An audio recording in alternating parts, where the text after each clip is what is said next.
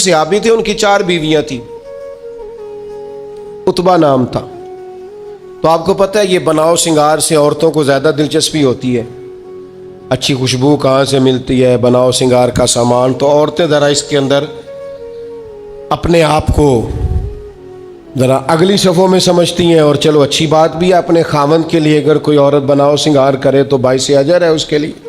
تو وہ چاروں بیویاں کہتی ہیں کہ ہم نا ایک سے بڑھ کر ایک خوشبو استعمال کرتی ہیں، لیکن ہمارے شوہر حضرت عتبہ رضی اللہ تعالیٰ عنہ صحابی تھے، ان کو ہم نے کبھی خوشبو لگاتے نہیں دیکھا، اور ان کی خوشبو ہمیشہ ہماری خوشبو پہ غلبہ پا جاتی۔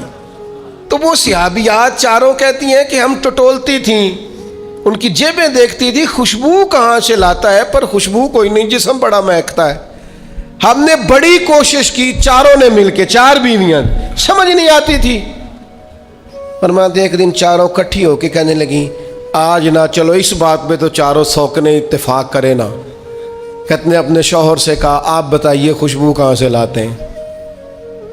کہنے لگے اللہ کی قسم کبھی لگائی نہیں، اوئے ہوئے ہوئے، کبھی نہیں لگائی، اس پتے سے ڈھونڈنا قاصد میرے دلدار، کبھی لگائی نہیں خوشبو۔ کہا آپ عجیب بات کرتے ہیں، ہم تھک گئی ہیں سالوں سے، ہم لگاتے نہیں، یہ کیسی بات ہے؟ تو فرمانے لگے آؤ نا، سنو نا میرا قصہ تو سنو، میری داستان حسن تو سنو، میرے اوپر جو کرم کی برکھا برسی، بس مختصر سی میری کہانی ہے، یہ جو بھی ہے ان کی مہربانی ہے۔ کہا مطلب کیا ہے؟ تو حضرت عتبہ فرمانے لگے میری کمر پر بن گئے تھے دانے، ان میں ہوتا تھا درد، تکلیف، آزمائش، جلن، میں تکلیف میں تھا، تو میں تکلیف سوائے ان کے کس کو بتاتا جو میرے ہر بات میں میرا سہارا تھے۔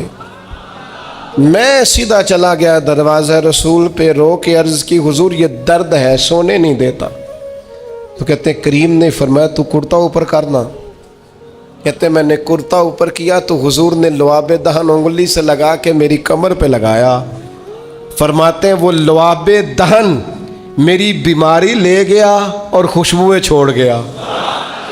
میں جیسے جیسے غسل کرتا جاتا ہوں خوشبو بڑھتی جاتی ہے، تازگی بڑھتی جاتی ہے۔ نہ سمجھ آئے تو مدینہ جا کے دیکھو، مسجد نبوی میں بیٹھ کے دیکھو، جاؤ حضور سید عالم کے شہر نور کی گلیوں سے ہو کر جا کر دیکھو، عرصہ ہوا طیبہ کی گلیوں سے وہ گزرے تھے، اب تک ان گلیوں میں خوشبو ہے پسینے کی۔ جا کے دیکھ لو، نظارہ کر لو۔ اللہ تعالیٰ نے حضور کا سراپا ہی ایسا بنا، یہ حضور کے دست مبارک ہے نا۔ حضرت انس بن مالک فرماتے ہیں میں نے ریشم بھی اتنا نرم نہیں دیکھا جتنا حضور کے ہاتھ نرم تھے، کستوری سے اتنی خوشبو نہیں آتی جتنی دست مبارک سے آتی تھی۔ اور فرماتے ہیں عرب کی گرمی بڑی مشہور تھی، میں حضور کے دست مبارک ہاتھ میں لیتا تو برف سے زیادہ ٹھنڈے ہوتے۔ اتنا اللہ تعالیٰ نے محبوب کو معنویت کے ساتھ سجایا، سنوارا، کمال ہو گئی۔